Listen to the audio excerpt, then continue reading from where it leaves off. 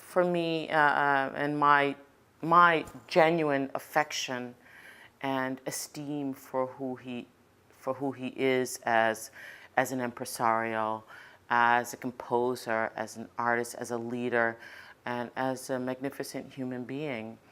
I think that we are all that much better and greater as a community because of someone and because of the presence of David DiChiera. I think that the opera world is better because of David DiChiera.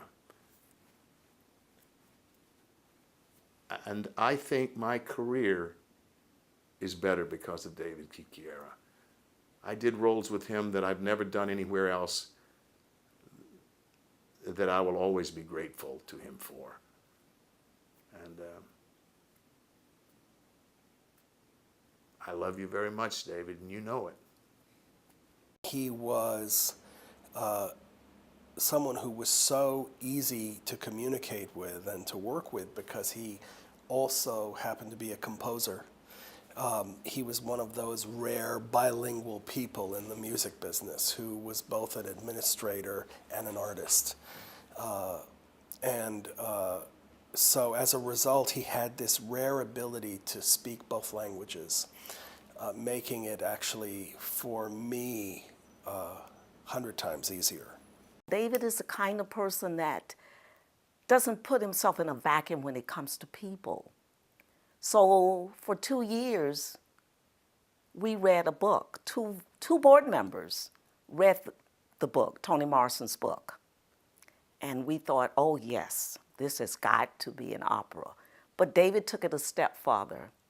He put together a focus group because he did not want to bring something here that the community would not like.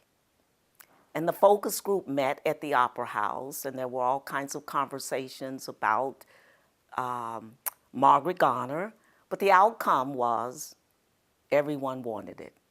He is so committed to the community, to making the community better through opera, committed to making the general director position of Michigan Opera Theater a leading citizen position within the city.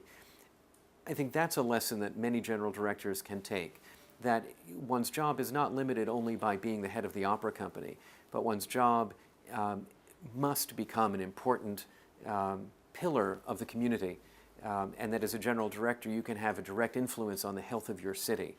David has shown that. David reached out throughout our community here and brought a tremendous mixture of people together, of African American and all different people. I live in Detroit. I love Detroit. But you have a whole lot of folks out there, when you tell them that you are from Detroit, they say, you mean you live in the city of Detroit? You know, you get that question. I say, yeah, I've always lived in the city. Born, raised, went to school, live in the city, and I'm proud of it. And to have David DiChiera there with not only his opera house and his company, opera company, but also to be reaching into the community, to connect the community to his love, which is opera, has brought given us a special lift, I think, in the communities that he's connected to. And that's a real gift for the community. It's not just kind of an opera with a limited number of performances going on each year in a physical building downtown, and we need all of that. But it's those relationships that he's created, those interconnections which build a community and keep a community together and build it for the future. You know, I think his legacy and his, it will be the fact that he took and created a really important opera company in a city that most people thought was a dead city.